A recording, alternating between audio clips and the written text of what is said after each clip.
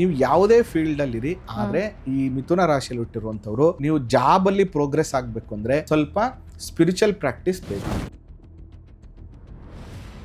So job ನಂತರ as usual ಮದುವೆ ಬಗ್ಗೆ ತಿಳ್ಕೊಳ್ಬೇಕು ಅನ್ನುವಂತ ಆಸಕ್ತಿ ಇರೋಂಥವ್ರಿಗೆ ಪ್ರಾಬ್ಲಮ್ ಏನಂದ್ರೆ ಬೇಗ ಲವ್ ಮಾಡಿಬಿಟ್ಟು ಬೇಗ ಬೇಜಾರು ಮಾಡ್ಕೊಬಿಡ್ತಾರೆ ಇವರು. ಇದೇ ಸಮಸ್ಯೆ ಇರೋದು. ಸಾಮಾನ್ಯವಾಗಿ ನಾನು ಯಾವಾಗಲೂ ಏನು ಹೇಳ್ತೀನಿ ಅಂತಂದರೆ 1 ಅಥವಾ 2 ಲವ್ ಫೇಲ್ಯೂರ್ಸ್ಗಳಾಗುವಂಥ ಸಾಧ್ಯತೆಗಳು ಕೂಡ ಇವ್ರಿಗಿರುತ್ತೆ, ಬೇಸರಗಳು ಕೂಡ ಇವ್ರಿಗಿರುತ್ತೆ. ಅದರಿಂದ ಆ ಥರ ಏನು ಮಾಡ್ಕೋಬೇಡಿ. ನಿಮ್ಮ ಲೈಫ್ ತುಂಬ ಚೆನ್ನಾಗಿರುತ್ತೆ. ನೀವು ಒಂದು ಒಳ್ಳೆ ಪಾರ್ಟ್ನರ್ನ ಆಯ್ಕೆ ಮಾಡಿಕೊಡುವಂಥ ಕೆಲಸ ನಿಮಗಿದೆ. ಮಿಥುನ ರಾಶಿಯಲ್ಲಿ ಏನಿದೆ ಅಂತಂದರೆ ಒಂದು ಗಂಡು ಹೆಣ್ಣು ಇಬ್ಬರು ಇರೋದ್ರಿಂದ ಬುಧವಾರದ ದಿನ ಲಕ್ಷ್ಮೀನಾರಾಯಣ ಸ್ವಾಮಿ ದೇವಸ್ಥಾನಕ್ಕೆ ಹೋಗುವಂಥದ್ದು ಬಹಳ ಅದ್ಭುತವಾದಂಥ ಒಂದು ರಿಸಲ್ಟನ್ನು ಕೊಡುತ್ತೆ.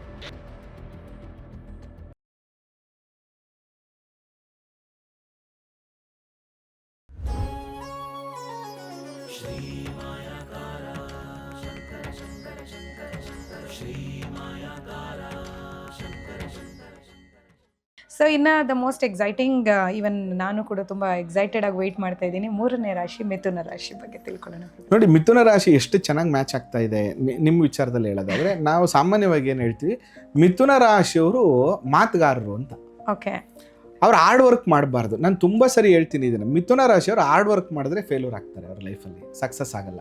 ಇವ್ರೇನಿದ್ರು ಸ್ಮಾರ್ಟ್ ವರ್ಕ್ ಮಾಡಬೇಕು. ಬುಧ ಅಂದರೆ ಮಿಥುನ ರಾಶಿಗೆ ಅದು ವಾಯುತತ್ವ ರಾಶಿ ಆಗುತ್ತೆ. ಇಟ್ಸ್ ಎ ಕಂಫರ್ಟ್ ರಾಶಿ. ಅದು ಅಲ್ಲಿ ಏನಾಗುತ್ತೆ, ಮಾರ್ಕೆಟಿಂಗ್ ಹೆಡ್ ಆಗುವಂಥದ್ದು, ಮಾರ್ಕೆಟಿಂಗ್ ಸ್ಟ್ರಾಟರ್ಜಿ ಮಾಡುವಂಥದ್ದು, ಬರವಣಿಗೆ, ಮಾತುಗಾರಿಕೆ, ನಿರೂಪಣೆ, ಡೈರೆಕ್ಷನ್ನು, ಈ ತರದ ಫೀಲ್ಡ್ ಅಲ್ಲಿ ಕೆಲಸ ಮಾಡಿದ್ರೆ ಮಿಥುನ ರಾಶಿಯವರು ತುಂಬಾ ಸಕ್ಸಸ್ ಆಗ್ತಾರೆ. ಇವರು ಮೊದಲನೇದಾಗಿ ಸಕ್ಸಸ್ ಆಗಬೇಕು ಅಂತಂದ್ರೆ ಮಾಡಬೇಕಾಗಿರುವಂಥದ್ದು, ನೀವು ಏನೇ ಮಾಡಿ ಗೊಂದಲಕ್ಕೆ ಸಿಕ್ಕಾಕೋಬಾರ್ದು ಅಂತ. ಆಕ್ಚುಲಿ ಇದು ಡ್ಯೂಯಲ್ ಮೈಂಡ್ ರಾಶಿ. ಅದು ಅಲ್ಲಿ ಒಂದು ಗಂಡು ಮತ್ತೆ ಒಂದು ಹೆಣ್ಣು ಎರಡೂ ಸಿಂಬಲ್ ಇರೋದ್ರಿಂದ ಇದನ್ನ ಡ್ಯೂಯಲ್ ರಾಶಿ ಅಂತ ನಾವು ಕರಿತೀವಿ. ಅದರಿಂದ ಇವರು ಕೆಲಸ ಮಾಡುವಂತ ಸಂದರ್ಭದಲ್ಲಿ ಡ್ಯೂಯಲ್ ಅಲ್ಲಿ ಸಿಕ್ಕಾಕೋಬಾರ್ದು. ಇನ್ನೊಂದು ಬಹಳ ಮುಖ್ಯವಾಗಿ ಇನ್ನೊಂದು ಮೇಜರ್ ಏನ್ ಪ್ರಾಬ್ಲಮ್ ಆಗ್ಬಿಡುತ್ತೆ ಮಿಥುನ ರಾಶಿ ಅವ್ರಿಗೆ ಅಂದ್ರೆ, ನಾನು ಹೇಳದ್ ಎಲ್ಲರೂ ಕೇಳಲಿ ಅನ್ನೋದನ್ನ ಫಸ್ಟ್ ಬಿಟ್ಬಿಡ್ಬೇಕು. ಯಾಕಂದ್ರೆ ಈ ಮಿಥುನ ರಾಶಿ ಅವ್ರದ್ದು ಬುಧ ಅಧಿಪತಿ ಆಗಿರೋದ್ರಿಂದ ಬುಧ ನಾಲೆಡ್ಜ್ ಗ್ರಹ, ಅವನು ಬುದ್ಧಿ, ಅವನು ತುಂಬ ಅಂದರೆ ನಾನು ಹೇಳ್ತಾ ಇರೋದು, ಅವ್ರು ಏನೇ ಅವರು ಬುದ್ಧಿವಂತರು ಅಂದರೆ ಪ್ರಪಂಚದಲ್ಲಿರೋ ವಿಷಯನೆಲ್ಲ ತಿಳ್ಕೊಬೇಕು ಅಂತಲ್ಲ. ಅವ್ರ ಮಟ್ಟಕ್ಕೆ ಅವ್ರು ಏನು ಎನ್ವೈರನ್ಮೆಂಟಲ್ಲಿ ಇರ್ತಾರೋ ಆ ವಿಷಯದಲ್ಲಿ ಅವ್ರು ಬುದ್ಧಿವಂತರಾಗಿರ್ತಾರೆ. ಅವ್ರದ್ದು ಏನಿರುತ್ತೆ ಅಂದರೆ, ನನ್ನ ಮಾತನ್ನ ಒಂದಷ್ಟು ಜನ ಫಾಲೋ ಮಾಡಲಿ, ನನ್ನ ಮಾತನ್ನ ಇನ್ನೊಂದಷ್ಟು ಜನ ಕೇಳಲಿ ಅನ್ನುವಂಥದ್ದು ಇರುತ್ತೆ. ಎಷ್ಟೋ ಸರಿ ಏನಾಗ್ಬಿಡುತ್ತೆ, ಅದೇ ಅವ್ರಿಗೆ ನೆಗೆಟಿವ್ ಆಗ್ಬಿಡುತ್ತೆ. ಅದರಿಂದ ಅದ್ರ ಬಗ್ಗೆ ತುಂಬ ತಲೆ ಕೆಡಿಸ್ಕೋಬಾರ್ದು, ಫ್ಲೋ ಅಲ್ಲಿ ಹೋಗ್ಬೇಕು. ಮತ್ತೆ ಹಾರ್ಡ್ ವರ್ಕ್ಗಿಂತ ಸ್ಮಾರ್ಟ್ ವರ್ಕನ್ನು ಇವರು ತುಂಬ ಜಾಸ್ತಿ ಮಾಡಬೇಕಾಗ್ತದೆ. ಮತ್ತೆ ಅವರ ನಾಲೆಡ್ಜು, ಅವ್ರ ಹತ್ರ ಏನು ಕ್ರಿಯೇಟಿವಿಟಿ ಇದೆ ಅಥವಾ ಅವ್ರ ಹತ್ರ ನಾಲೆಡ್ಜ್ ಏನಿದೆ ಅದನ್ನೇ ಇವರು ಬಂಡವಾಳ ಮಾಡ್ಕೋಬಾರ್ದು, ಇನ್ವೆಸ್ಟ್ಮೆಂಟ್ ಮಾಡಬಾರ್ದು. ಇವರು ಅದನ್ನೇ ಇವರು ಬಂಡವಾಳ ಮಾಡ್ಕೊಂಡ್ರೆ ಅದರಲ್ಲಿ ಇವರು ತುಂಬ ಸಕ್ಸಸ್ ಆಗ್ತಾರೆ. ಓಕೆ, ಸೊ ಈ ಸೆಲ್ಫ್ ಪ್ರೋಗ್ರೆಸ್ನಲ್ಲಿ ಏನೆಲ್ಲ ಪರಿಹಾರಗಳಿದೆ ಗುರುಗಳೇ? ಸೆಲ್ಫ್ ಪ್ರೋಗ್ರೆಸ್ ಅಂತ ಬಂದಾಗ ಬುಧ ವಿಷ್ಣುಗೆ ಸಂಬಂಧಪಟ್ಟಂಥ ದೇವತೆ. ಅದರಿಂದ ಇವರು ಲಕ್ಷ್ಮೀನಾರಾಯಣನ ಆರಾಧನೆ ಮಾಡಬೇಕು. ಯಾಕಂದ್ರೆ ಮಿಥುನ ರಾಶಿಯಲ್ಲಿ ಏನಿದೆ ಅಂತಂದ್ರೆ, ಒಂದು ಗಂಡು ಹೆಣ್ಣು ಇಬ್ರು ಇರೋದ್ರಿಂದ ಲಕ್ಷ್ಮೀನಾರಾಯಣನನ್ನ ಇವರು ಎಷ್ಟು ಪೂಜೆ ಮಾಡ್ತಾರೋ, ಅಥವಾ ಅವ್ರ ಮನೆ ದೇವ್ರು ಶಿವಪಾರ್ವತಿ ಆಗಿದ್ರು ಮಾಡ್ಬೋದು. ಬಟ್ ಇದು ಮಿಥುನ ರಾಶಿ ಬುಧನ್ ರಾಶಿ ಆಗಿರೋದ್ರಿಂದ ಲಕ್ಷ್ಮೀನಾರಾಯಣನ ಆರಾಧನೆ ಮಾಡುವಂಥದ್ದು, ಬುಧವಾರದ ದಿನ ಲಕ್ಷ್ಮೀನಾರಾಯಣ ಸ್ವಾಮಿ ದೇವಸ್ಥಾನಕ್ಕೆ ಹೋಗುವಂಥದ್ದು, ಮತ್ತು ವಿವಾಹೋತ್ಸವದಲ್ಲಿ ಅಂದರೆ ಲಕ್ಷ್ಮೀನಾರಾಯಣ ಮದುವೆ ಕಾರ್ಯಕ್ರಮಗಳು, ಪೂಜಾ ಕಾರ್ಯಕ್ರಮಗಳಲ್ಲಿ ಇವರು ಪಾಲ್ಗೊಳ್ಳುವಂಥದ್ದು ಬಹಳ ಅದ್ಭುತವಾದಂಥ ಒಂದು ರಿಸಲ್ಟನ್ನು ಕೊಡುತ್ತೆ. ಅದರ ಜೊತೆಗೆ ಇವ್ರ ಇವ್ರದ್ದು ಲೈಫ್ ಸ್ಟೈಲ್ನ ತುಂಬ ಚೆನ್ನಾಗಿ ಇಟ್ಕೋಬೇಕು. ಅದ್ರ ಜೊತೆಗೆ ಇನ್ನೊಂದು ಏನಾಗ್ಬಿಡುತ್ತೆ ಅಂದರೆ, ಯಾವಾಗ ನಾವು ಬುದ್ಧಿಶಕ್ತಿಗೆ ಜಾಸ್ತಿ ಕೊಡ್ತೀವೋ ಫಿಸಿಕಲಿ ಕಡೆ ನಾವು ಜಾಸ್ತಿ ಗಮನ ಹರಿಸಲ್ಲ ಅಲ್ವಾ. ಅದರಿಂದ ನಾನೇನು ಹೇಳ್ತೀನಿ ಅಂತಂದರೆ, ಯಾರೆಲ್ಲ ಮಿಥುನ ರಾಶಿಯಲ್ಲಿ ಹುಟ್ಟಿರ್ತೀರೋ ನೀವು ತಲೆಗೆ ಎಷ್ಟು ಪ್ರೆಷರ್ನ ಕೊಡ್ತೀರೋ ಸೇಮ್ ಟೈಮಲ್ಲಿ ನಿಮ್ಮ ಫಿಸಿಕಲ್ ಬಾಡಿಗೂ ಕೂಡ ಸ್ಟ್ರೈನನ್ನು ಸ್ವಲ್ಪ ಕೊಡಿ. ನೋಡಲಿಕ್ಕೆ ನೀವು ಯಾವಾಗ್ಲೂ ಫಿಟ್ ಆಗಿರಲಿಕ್ಕೆ ಟ್ರೈ ಮಾಡಿ. ಅದು ನಿಮ್ಮನ್ನ ಪ್ರೋಗ್ರೆಸ್ ಆಗಿ ತುಂಬ ಚೆನ್ನಾಗಿ, ಅಂದರೆ ನಾನು ಯಾವಾಗಲೂ ಮಿಥುನ ರಾಶಿ ಅವ್ರಿಗೆ ಹೇಳೋದೇನೆಂದರೆ, ಯಾವಾಗಲೂ ಹೆಂಗಾಗಿರೋಕ್ಕೆ ಟ್ರೈ ಮಾಡಿ ಅಂತ. ಅದು ಅವ್ರಿಗೆ ತುಂಬ ಸಕ್ಸಸ್ ಲೈಫನ್ನ ಕೊಡುತ್ತೆ. ಮತ್ತು ಫುಡ್ ಹ್ಯಾಬಿಟನ್ನು ಇವರು ತುಂಬ ಚೆನ್ನಾಗಿ ಇಟ್ಕೋಬೇಕು. ಇಲ್ಲಾಂದರೆ ಇವರಿಗೆ ಸ್ವಲ್ಪ ನ್ಯೂರೋ ಪ್ರಾಬ್ಲಮ್ಗಳು ಬರುವಂಥ ಸಾಧ್ಯತೆಗಳಿರುತ್ತೆ, ನ್ಯೂರೋ ಇಶ್ಯೂಸ್ ಇರುತ್ತೆ. ನಾವು ಹೆಲ್ತ್ ಬಗ್ಗೆ ಮಾತಾಡೋಗಿ ಹೇಳ್ತೀನಿ. ಅದರಿಂದ ಇವರ ಬೆಸ್ಟ್ ಲೈಫಲ್ಲಿ ಸಕ್ಸಸ್ ಆಗಬೇಕು ಅಂದರೆ ಲಕ್ಷ್ಮೀನಾರಾಯಣ ಆರಾಧನೆ ಮಾಡುವಂಥದ್ದು. ಓಂ ಲಕ್ಷ್ಮೀನಾರಾಯಣಾಯ ನಮಃ ಈ ಮಂತ್ರವನ್ನು ಪ್ರತಿದಿನ 17 ಸಾರಿ ಮಂತ್ರವನ್ನು ಜಪ ಮಾಡಬೇಕು. ಮತ್ತೆ ಪ್ರತಿ ಬುಧವಾರದ ದಿನ ಹೆಸರು ಕಾಳನ್ನ ನೀರಲ್ಲಿ ನೆನೆಸ್ಬೇಕು. ನೀರಲ್ಲಿ ನೆನೆಸ್ಬಿಟ್ಟು ಹಸುಗಳಿಗೆ ಕೊಡ್ತಾ ಬರಬೇಕು. ಇದು ಇವ್ರಿಗೆ ತುಂಬ ಚೆನ್ನಾಗಿ ರಿಸಲ್ಟ್ ಕೊಡುತ್ತೆ. ಜೊತೆಗೆ ಬಹಳ ಮುಖ್ಯವಾಗಿ ನಿಮ್ಮ ಸುತ್ತ ಇರೋರಿಗೆ ನಿಮ್ಮ ಮೇಲೆ ತುಂಬ ಹೊಟ್ಟೆ ಉರಿ ಇರ್ತದೆ, ಅದ್ರ ಬಗ್ಗೆ ಜಾಸ್ತಿ ತಲೆ ಕೆಡಿಸ್ಕೋಬಾರ್ದು. ಯಾಕೆ ಅಂದರೆ ಈಗ 10 ಜನ ಇರ್ತಾರೆ, 10 ಜನದಲ್ಲಿ ಯಾರೋ ಒಬ್ರು ಸ್ಮಾರ್ಟ್ ಆಗಿದ್ದಾರೆ ಅಂದ ತಕ್ಷಣ ಏನಾಗುತ್ತೆ, ಆಬ್ವಿಯಸ್ಲಿ ಕಣ್ಣೆಲ್ಲ ಅವ್ರ ಮೇಲೆ ದೃಷ್ಟಿ ಬರುತ್ತೆ. ಅದರಿಂದ ಅವ್ರಿಗೆ ಗೊತ್ತು ಅಲ್ಲಿ ಆ ಪ್ರಾಬ್ಲಮ್ ಹೇಗೆ ಸಾರ್ಟ್ ಔಟ್ ಮಾಡಬೇಕು ಅಥವಾ ಸಿಚುವೇಶನ್ ಹೆಂಗೆ ಹ್ಯಾಂಡಲ್ ಮಾಡಬೇಕು ಅನ್ನುವಂಥದ್ದು. ಬೇರೆ ರಾಶಿಯವ್ರಿಗೆ ಹೋಲಿಸ್ಕೊಂಡ್ರೆ ಮಿಥುನ ರಾಶಿಯವ್ರು ಬೇಗ ಅದನ್ನು ಗ್ರಹಿಸ್ಬಿಡ್ತಾರೆ. ಅದರಿಂದ ಏನಾಗುತ್ತೆ, ಬೇಗ ಜನಗಳ ದೃಷ್ಟಿಗೆ ಒಳಗಾಗ್ತೀರ ನೀವು. ಅದರಿಂದ ನೀವೇನು ಮಾಡಬೇಕು ಅಂತಂದರೆ, ನಿಮಗೆ ಗೊತ್ತಾದ್ರೂ ಬೇರೆಯವ್ರು ರಿಯಾಕ್ಟ್ ಮಾಡಿದ್ಮೇಲೆ ನೀವು ಮಾಡೋದು ನಿಮಗೆ ತುಂಬ ಒಳ್ಳೆಯದು. ಓಕೆ, ಸೊ ಸೆಲ್ಫ್ ಪ್ರೋಗ್ರೆಸ್ಸಿಂಗ್ ಯಾವ ರೀತಿ ಮಾಡಬೇಕು ಮಿಥುನ ರಾಶಿಯವರು ಅಂತ ತಿಳ್ಕೊಂಡ್ವಿ. ಇನ್ನು ಎಜುಕೇಷನ್, ಸೊ ಮೇಜರ್ಲಿ ಎಜುಕೇಷನ್ಗೆ ಸಂಬಂಧಪಟ್ಟಂತೆ ಯಾವ ಪರಿಹಾರಗಳಿದೆ ಗುರುಗಳು? ಎಜುಕೇಷನ್ ಅಂತ ಬಂದಾಗ ಇವರಿಗೆ ಪಂಚಮಾಧಿಪತಿ ಬಂದು ಶುಕ್ರ. ಇಲ್ಲಿ ಶುಕ್ರ ಅಂದ ತಕ್ಷಣನೇ ಇಲ್ಲಿ ನೀವು ಪೂಜೆ ಮಾಡಬೇಕಾಗಿರುವಂಥದ್ದು Saraswati. It is very important. Mithuna ರಾಶಿಯವರಿಗೆ ಹಯಗ್ರೀವ ಮತ್ತು ಸರಸ್ವತಿ ಇಬ್ಬರನ್ನು ಕೂಡ ನೀವು ಮನೆಯಲ್ಲಿ ಉತ್ತರದ ಗೋಡೆಗೆ ಹಾಕುವಂಥ ಕೆಲಸವನ್ನ ಮಾಡಬೇಕಾಗ್ತದೆ. ಆ ಫೋಟೋವನ್ನು ಹಾಕಬೇಕು. ಮತ್ತೆ ಐಂ ಸರಸ್ವತೈ ನಮಃ, ಐಂ ಸರಸ್ವತೈ ನಮಃ ಈ ಮಂತ್ರವನ್ನು 21 ಬಾರಿ ಪ್ರತಿದಿನ ಜಪ ಮಾಡಬೇಕು. ಮತ್ತೆ ಪ್ರತಿ ಶುಕ್ರವಾರದ ದಿನ ಸರಸ್ವತಿ ಅಮ್ಮನವ್ರದ್ದು ಅಥವಾ ಗಾಯತ್ರಿ ಅಮ್ಮನವರ ದರ್ಶನವನ್ನ ಮಾಡಬೇಕು, ಮಿಸ್ ಮಾಡದೆ. ಅದರ ಜೊತೆಗೆ ವರ್ಷಕ್ಕೆ 1 ದಿನ ಆದ್ರೂ ಸ್ಕೂಲ್ ಮಕ್ಕಳಿಗೆ, ಅದರಲ್ಲೂ ವಿಶೇಷವಾಗಿ ಬಡ ಮಕ್ಕಳಿಗೆ ನಿಮ್ಮ ಕೈಲಾದಂತಹ ಪುಸ್ತಕ, ನೋಟ್ಬುಕ್ಕು, ಪೆನ್ನು ಮತ್ತೆ ಅವರಿಗೆ ಕುಡಿಯುವ ನೀರಿನ ವ್ಯವಸ್ಥೆ, ಇದನ್ನ ನಿಮ್ಮ ಕೈಲಾದಷ್ಟು ಮಾಡಿದ್ರೆ ನಿಮ್ಮ ಎಜುಕೇಷನಲ್ಲಿರುವಂತಹ ನೆಗೆಟಿವಿಟಿ ಮತ್ತು ಡಿಸ್ಟರ್ಬೆನ್ಸಸ್ಸು ಎಲ್ಲವೂ ಕೂಡ ನಿವಾರಣೆ ಆಗುತ್ತೆ. ಓಕೆ, ಸೊ ಗುರುಗಳೇ, ನೆಕ್ಸ್ಟ್ ಎಜುಕೇಷನ್ ನಂತರ ಮೂವ್ ಆಗೋದು ಜಾಬ್ಗೆ. ಜಾಬ್ನಲ್ಲಿ ಏನೆಲ್ಲ ಪರಿಹಾರ? ಸಾಮಾನ್ಯವಾಗಿ ಮಿಥುನದವ್ರಿಗೆ ನಾನು ಯಾವಾಗಲೂ ಏನು ಹೇಳ್ತೇನೆ ಅಂದರೆ, ಇಟ್ ಇಸ್ ಆ್ಯಕ್ಚುಲಿ ಇವರು ಬೇಗ ಸೆಟ್ಲ್ ಆಗಿಬಿಡ್ತಾರೆ ಲೈಫಲ್ಲಿ. ಮಿಥುನ ರಾಶಿಯವ್ರು ಏನಂತಂದರೆ, ಕಲ್ಲನ್ನು ಕೂಡ ಇವರು ಬಿಸ್ನೆಸ್ ಆಗಿ ಬದಲಾಯಿಸುವಂಥ ಶಕ್ತಿ ಇರುತ್ತೆ ಅಂತ. ನೀವು ಕಸ ಕೊಟ್ಟರು ಕೂಡ ಇದರಲ್ಲಿ ಕೂಡ ಒಂದು ಕ್ರಿಯೇಟಿವಿಟಿ ಇದೆ, ಇದು ಕೂಡ ಒಂದು ಉಪಯೋಗಕ್ಕೆ ಬರುತ್ತೆ ಅಂತ ಮಾರಾಟ ಮಾಡ್ಬಿಡ್ತಾರೆ. ಬೇಕಾದ್ರೆ ಕಸವನ್ನು ರಸಬಡಿಸ್ಬಿಡ್ತಾರೆ. ಒಂದು ಕಲ್ಲು ಕೊಟ್ರೆ ಅದಕ್ಕೆ ಒಂದು ಪೇಂಟು, ಒಂದು ಮುಖ ಎಲ್ಲ ಬರೆದ್ಬಿಟ್ಟು ಇದನ್ನ ಕೂಡ ಶೋಕೇಸಲ್ಲಿ ಇಟ್ಕೊಂಡ್ರೆ ಚೆನ್ನಾಗಿ ಕಾಣುತ್ತೆ ಅಂತ ಮಾಡಿ. ಫಸ್ಟ್ ಹೇಳಿದಾಗೆ they are into creative field ಇರ್ತಾರೆ. ಮತ್ತೆ ಇವರಿಗೆ ದಶಮಾಧಿಪತಿ ಬಂದು ಗುರು. ಅದರಿಂದ ಏನಂತ ಮೇಜರ್ ಪ್ರಾಬ್ಲಮ್ಗಳು, ಸ್ಟ್ರಗಲ್ಸ್ ಇರುತ್ತೆ. ಸ್ಟ್ರಗಲ್ಸ್ ಇದ್ರು ಲೈಫಲ್ಲಿ ಹೆಂಗೋ ಒಂದು ಕಡೆ ಇವರು ಲೈಫಲ್ಲಿ ಸೆಟ್ಲ್ ಆಗ್ಬಿಡ್ತಾರೆ. ನಾನು ಇಲ್ಲಿ ಕ್ರೋರ್ ಟುಗೆದರ್ ಸಂಪಾದನೆ ಅಥವಾ ಲಕ್ಷಾಂತರ ರೂಪಾಯಿ ಸಂಪಾದನೆ ಬಗ್ಗೆ ಮಾತಾಡ್ತಾ ಇಲ್ಲ. ಅವ್ರ ಲೈಫ್ ಲೀಡ್ ಅಂತ ಬಂದಾಗ ಉದ್ಯೋಗದಲ್ಲಿ ಇವರು ಒಂದು ಟೀಚಿಂಗ್ ಪ್ರೊಫೆಷನನ್ನು ಆಯ್ಕೆ ಮಾಡಿಕೊಳ್ಳುವಂಥದ್ದು ಒಳ್ಳೆಯದು. ಮತ್ತು ಸೆಲ್ಫ್ ಎಂಪ್ಲಾಯ್ಮೆಂಟ್ನ ಇವರು ಆಯ್ಕೆ ಮಾಡ್ಕೊಳ್ಳುವಂಥದ್ದು ತುಂಬ ಒಳ್ಳೆಯದು. ಬ್ಯಾಂಕಿಂಗ್ ಸೆಕ್ಟರ್ನ ಇವರು ಸೆಲೆಕ್ಟ್ ಮಾಡ್ಕೊಳ್ಳುವಂಥದ್ದು, CA ಫೀಲ್ಡನ್ನು ಸೆಲೆಕ್ಟ್ ಮಾಡ್ಕೊಳ್ಳುವಂಥದ್ದು, ಈ ಥರ ಆ್ಯಂಕರಿಂಗು, ಮಾತುಗಾರಿಕೆ, ಬರವಣಿಗೆ ಇದನ್ನು ಸೆಲೆಕ್ಟ್ ಮಾಡ್ಕೊಳ್ಳುವಂಥದ್ದು ಕೂಡ ಇವರಿಗೆ ತುಂಬ ಸಕ್ಸಸ್ಸನ್ನು ಕೊಡುತ್ತೆ. ಹಾಗಾದರೆ ಇವ್ರು ಏನು ಮಾಡಬೇಕು?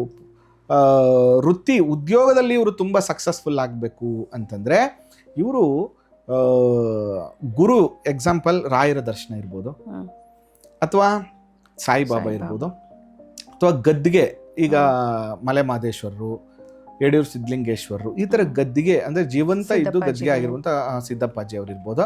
ಈ ರೀತಿಯ ದೇವಸ್ಥಾನಗಳಿಗೆ ಹೋಗಿ ಸೇವೆ ಮಾಡಬೇಕು. ಸೇವೆ ಅಂದರೆ ಏನು? ಭಾಳ ಮುಖ್ಯವಾಗಿ ದೇವಸ್ಥಾನಕ್ಕೆ ಹೋಗ್ಬಿಟ್ಟು ಬರೋದಲ್ಲ, ಅಥವಾ ದೇವಸ್ಥಾನಕ್ಕೆ ಏನಾದ್ರು ಸಹಾಯ ಬೇಕಾದ್ರೆ ಮಾಡುವಂಥದ್ದು, ಅಥವಾ ದಾಸೋಹದಲ್ಲಿ ಹೋಗ್ಬಿಟ್ಟು ಅಲ್ಲಿರುವಂಥವ್ರಿಗೆ ಏನೋ ಒಂದು ಸ್ವಲ್ಪ ತರಕಾರಿ ಕಟ್ ಮಾಡಿಕೊಡುವಂಥದ್ದು, ಅಥವಾ ಊಟಕ್ಕೆ ಬಡಿಸುವಂಥದ್ದು, ಈ ಥರದ್ದು ಮಾಡ್ತಾ ಬಂದರೆ, ಜೊತೆಗೆ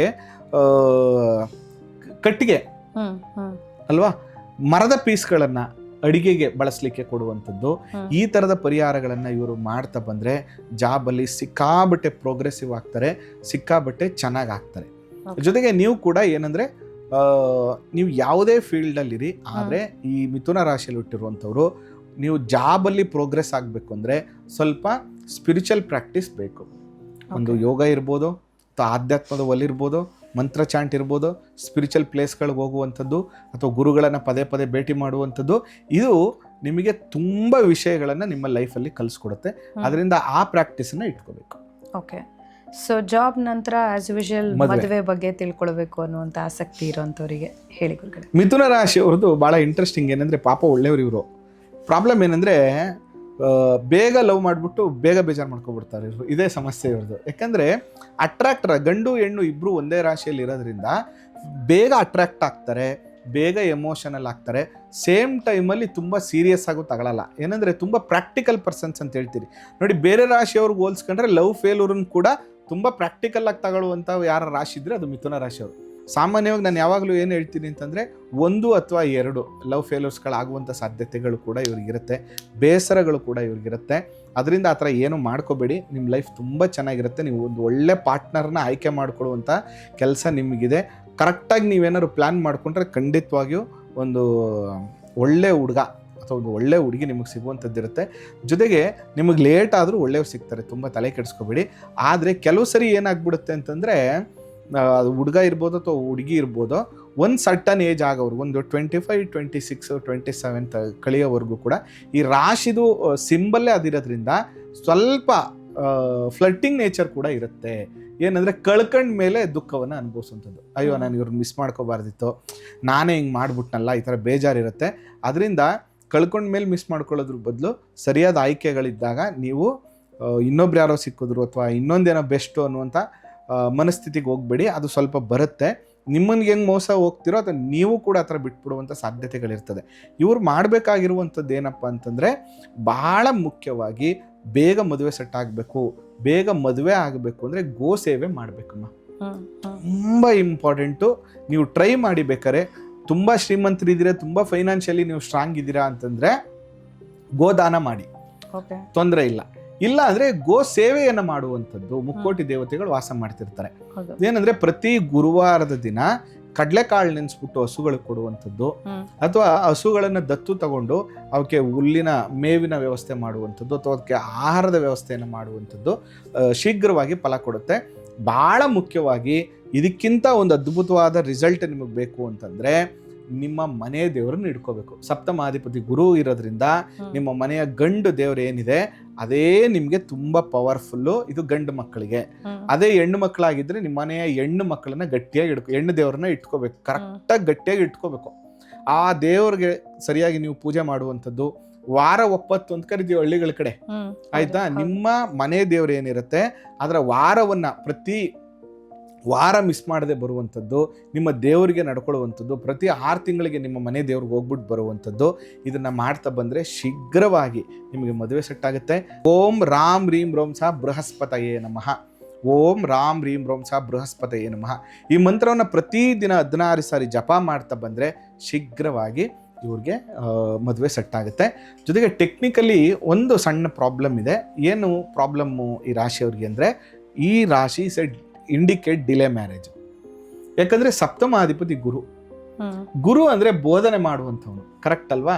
ಅದಕ್ಕೆ ಒಂದು ಕರೆಕ್ಟ್ ಏಜಲ್ಲಿ ದಯವಿಟ್ಟು ಮನೇಲಿ ನೋಡಿದ್ದಾದ್ರೂ ಪರವಾಗಿಲ್ಲ, ಒಂದು 26, 27 ಬಿಫೋರ್ 27 ಒಳಗೆ ಇವರು ಮದುವೆ ಮಾಡ್ಕೊಬಿಡ್ಬೇಕಾಗ್ತದೆ, ಅಥವಾ 26 ಒಳಗೆ ಮದುವೆ ಮಾಡ್ಕೋಬೇಕಾಗತ್ತೆ. ಆಗಲಿಲ್ಲ ಅಂದರೆ 31, 32, 33 ಆದ್ರೂ ಆಶ್ಚರ್ಯಪಡಬೇಕಾಗಿಲ್ಲ. ಯಾಕಂದರೆ ಗುರು ಯಾವಾಗ ಸಪ್ತಮ ಭಾವಕ್ಕೆ ಗುರುವಿನ ಸಂಬಂಧ ಅಥವಾ ಗುರುವಿನ ದೃಷ್ಟಿ ಅಥವಾ ಗುರು ವಕ್ರಿ ಆಗುವಂಥದ್ದು, ಗುರುವಿನ ಮನೆ ಬರ್ತದೋ, ಆಗ ಗುರು ಏನಂದರೆ ಬೋಧನೆ ಮಾಡ್ಕೊಂಡಿರುವಂಥದ್ದು ಇಷ್ಟ ಅವನಿಗೆ, ಪಾಠ ಮಾಡ್ಕೊಂಡಿರೋದು, ಸಂಸಾರಕ್ಕಿಂತ ಬೋಧನೆ ಮಾಡ್ಕೊಂಡಿರೋದು ಇಷ್ಟ. ಅದಕ್ಕೆ ಅವನು ಏನು ಮಾಡ್ತಾನೆ, ಇನ್ನೊಂದು ಸ್ವಲ್ಪ ದಿನ ಇರಪ್ಪ, ಏನು ಮದುವೆ ಮಾಡ್ಕೊಂಡು ಏನು ಮಾಡ್ತೀನಿ ನೀನು ಅಂತೇಳಿ ಲೇಟ್ ಮಾಡಿಸ್ಬಿಡ್ತಾನೆ. ಅದರಿಂದ ಮಿಥುನ ರಾಶಿಯವರು ಸ್ವಲ್ಪ ಅರ್ಲಿ ಮ್ಯಾರೇಜ್ ಮಾಡ್ಕೊಳ್ಳುವಂಥದ್ದು ತುಂಬ ಉತ್ತಮ, ತುಂಬ ಒಳ್ಳೆಯದು. ಓಕೆ, ಇನ್ನು ಫೈನಲ್ ಗುರುಗಳೇ ಹೆಲ್ತ್ ಬಗ್ಗೆ, ಸೊ ಅವರ ಆರೋಗ್ಯಗಳಲ್ಲಿ ಏನಾದ್ರು ಸಮಸ್ಯೆ ಕಂಡು ಬಂದಲ್ಲಿ ಯಾವ ರೀತಿ ಪರಿಹಾರಗಳನ್ನು ನೋಡಿ? ಇದಕ್ಕೆ ವಾತ ಪಿತ್ತ ರೋಗಗಳು ಅಂತ ಕರಿತೀವಿ ಇವ್ರಿಗೆ. ಸಾಮಾನ್ಯವಾಗಿ blood relate health problems, especially ಹೆಣ್ಣು ಮಕ್ಕಳಾಗಿದ್ದರೆ ಅವ್ರಿಗೆ ಡೇಟ್ ಪ್ರಾಬ್ಲಮ್ ಬರುವಂಥದ್ದು, ಅಥವಾ ಜಾಸ್ತಿ ಬ್ಲೀಡಿಂಗ್ ಆಗುವಂಥದ್ದು, ಅಥವಾ ಋತುಕಾಲದಲ್ಲಿ ತುಂಬ ಹೊಟ್ಟೆ ನೋವು ಬರುವಂಥದ್ದು ಪ್ರಾಬ್ಲಮ್ ಆಗುತ್ತೆ. ಮತ್ತು ವಾತ ರೋಗಗಳು ಅಂತಂದರೆ ಡ್ರೈ ಸ್ಕಿನ್ ಆಗುವಂಥದ್ದಮ್ಮ. ಒಂದ್ಸರಿ ಏನಾದರೂ ಇವ್ರಿಗೆ ಡ್ರೈ ಸ್ಕಿನ್ ಆಗಿಬಿಟ್ರೆ ಅದು ಬೇಗ ಕ್ಯೂರ್ ಆಗಲ್ಲ. ಅದರಿಂದ ಅದ್ರ ಬಗ್ಗೆ ನೀವು ಸ್ವಲ್ಪ ಎಚ್ಚರಿಕೆಯನ್ನು ತಗೋಬೇಕಾಗ್ತದೆ. ಆರೋಗ್ಯದ ಹಾರ್ಮೋನ್ಸ್ ಇಂಬ್ಯಾಲೆನ್ಸು ಮತ್ತು ಸ್ಕಿನ್ ಇವೆರಡರ ಬಗ್ಗೆನೂ ಎಕ್ಸ್ಪೆಷಲಿ ಜಾಸ್ತಿ ಎಚ್ಚರಿಕೆಯನ್ನು ನೀವು ತಗೋಬೇಕಾಗ್ತದೆ. ನೀವು ಮಾಡಬೇಕಾಗಿರುವಂಥದ್ದು ಏನಪ್ಪ ಅಂದರೆ, ಇವರು ಅಷ್ಟೇ ಸುಬ್ರಹ್ಮಣ್ಯನ ಆರಾಧನೆ, ಯಾವುದೆಲ್ಲ ಸುಬ್ರಹ್ಮಣ್ಯ ಕ್ಷೇತ್ರ ಇರ್ತದೋ ಅಂಥ ಕ್ಷೇತ್ರದಲ್ಲಿ ಹೋಗಿ ನದಿ ಸ್ನಾನವನ್ನು ಮಾಡಬೇಕು ಇವರು. ಅದರ ಜೊತೆಗೆ ಪ್ರತಿದಿನ ಓಂ ಅಂಗಾರಕಾಯ ನಮಃ ಅಂತ ಮಂತ್ರವನ್ನು ಜಪ ಮಾಡಬೇಕು. ಮಂಗಳವಾರದ ದಿನ ತೊಗರಿ ಮತ್ತು ಬೆಲ್ಲ ಈ ಎರಡನ್ನು ತೆಗೆದುಕೊಂಡೋಗಿ ಸುಬ್ರಹ್ಮಣ್ಯ ಸ್ವಾಮಿ ದೇವಸ್ಥಾನದಲ್ಲಿ ದಾನವನ್ನು ಕೊಡಬೇಕು. ಇದನ್ನು ರೆಗ್ಯುಲರ್ ಆಗಿ ಮಾಡ್ತಾ ಬಂದರೆ ಈ ಪ್ರಾಬ್ಲಮ್ಸ್ಗಳು ಕಡಿಮೆ ಆಗುತ್ತೆ.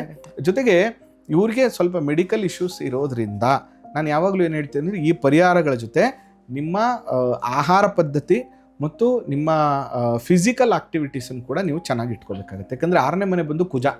ಕುಜ ಅಂದರೆ ಜಿಮ್ಮು, ಸ್ಪೋರ್ಟ್ಸು, ಆಕ್ಟಿವ್ನೆಸ್ ಅಂತ ಕರಿತೀವಿ. ಯಾವಾಗ ನೀವು ಅದನ್ನು ಮಾಡೋದಿಲ್ವೋ ನಿಮಗೆ ಹೆಲ್ತ್ ಪ್ರಾಬ್ಲಮ್ಗಳು ಜಾಸ್ತಿ ಆಗಿಬಿಡುತ್ತೆ.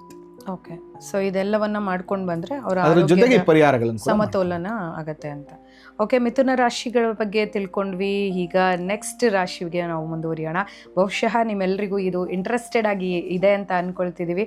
ಯಾಕೆ ಅಂತಂದರೆ ಒಂದೊಂದನ್ನು ಕೂಡ ಪರಿಹಾರದ ಜೊತೆಗೆ ಏನೆಲ್ಲ ಅವರ ಒಂದು ಬಿಹೇವಿಯರ್ಸ್ ಇರುತ್ತೆ ಅನ್ನೋದನ್ನು ಕೂಡ ಗುರುಗಳು ನಮಗೆ ತಿಳಿಸ್ಕೊಡ್ತಾ ಇದ್ದಾರೆ.